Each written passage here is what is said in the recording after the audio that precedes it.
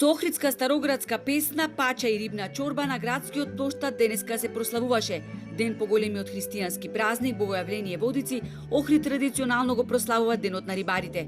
Во казан од 3 тони од Охридското средно гостителско училиште Ванчо Питошевски подготвува рибна чорба, доволно за да ја вкусат 5000 посетители на манифестацијата. Мајсторски од 400 кила риба се направи тони пол рибна чорба. Рибата е лосос, како и секоја година, тука дилема нема. Кажавме претходно дека пастрмка не може, кој што може нека ја прави.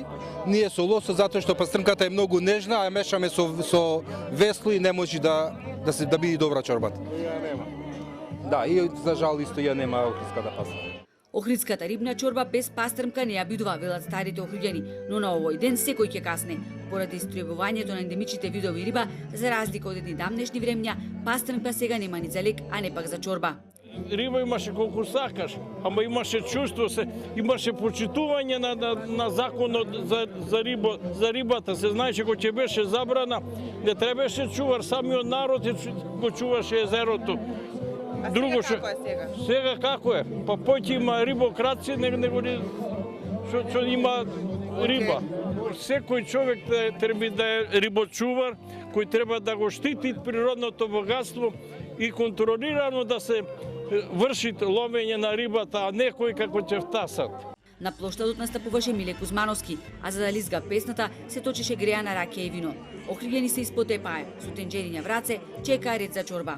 Ова традиција е долгогодишна и према тоа од цела Македонија народ иде. Супер е, подобро не може да види. Значи од Австралија останав намерно за овој. Секоја година доаѓам, многу ми е чест и радост. На сите им посакувам здравие, љубов, радост, среќа, да ги благослови Бог. Со символично капење во езерските води се одбележува пуштањето на ловот на пастрмката. Овој ритуал рибарите го почитуваат и со воодушевување го чекаат, бидејќи скокаат од својата најрана возраст.